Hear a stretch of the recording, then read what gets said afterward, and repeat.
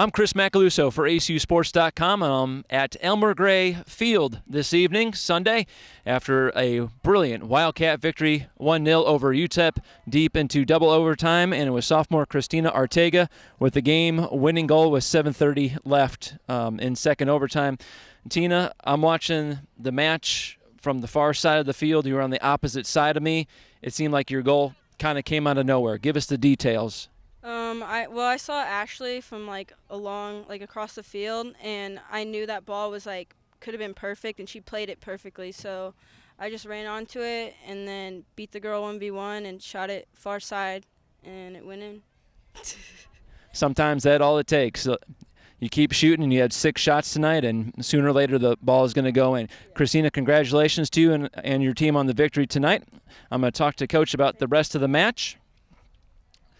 Coach, early on it seemed like UTEP had the upper hand, but after halftime it felt offensively it was all Wildcats. Great turnaround.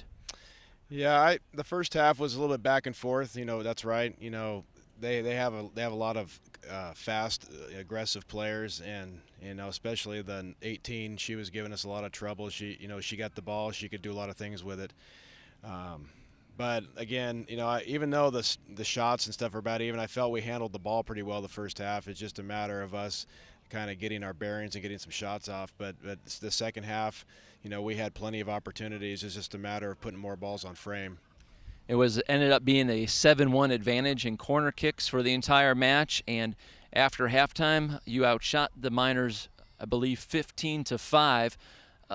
Lost in a game like this, where it's Tina scoring the brilliant game-winning goal into the second overtime, is a performance of your defense. Rachel Johnson gets credit with the shutout with 8 saves. Talk a little bit about her performance this evening. No, I thought Rachel did a great job tonight. She's very good with her hands. She's someone who I don't really ever worry about handling the ball in the air. But that punch that she knocked out there at the very end, it was an awesome. She went in there and that was huge. But yeah, she had a great game tonight and even handled the ball at her feet well. So yeah, I was very proud. And that punch that you speak of was at the end of regulation. UTEP got a corner kick opportunity, and she kind of threw through the 6-yard box to knock it out. Right. All right. Yeah, that was, like I said, you always get a little worried there when the clock's ticking down with 10 seconds to go and they have a corner kick, because that's a tough way to end things if that was the case. But yeah, she punched that thing out, and we managed to get a couple, do-overs in overtime, and so we had an opportunity to score, and I'm glad we did. All right, Coach, solid weekend overall for the Wildcats to start the season. They fell 2-0 to 15th-ranked Baylor back on Thursday, but tonight they're in the win column. 1-0 win over UTEP.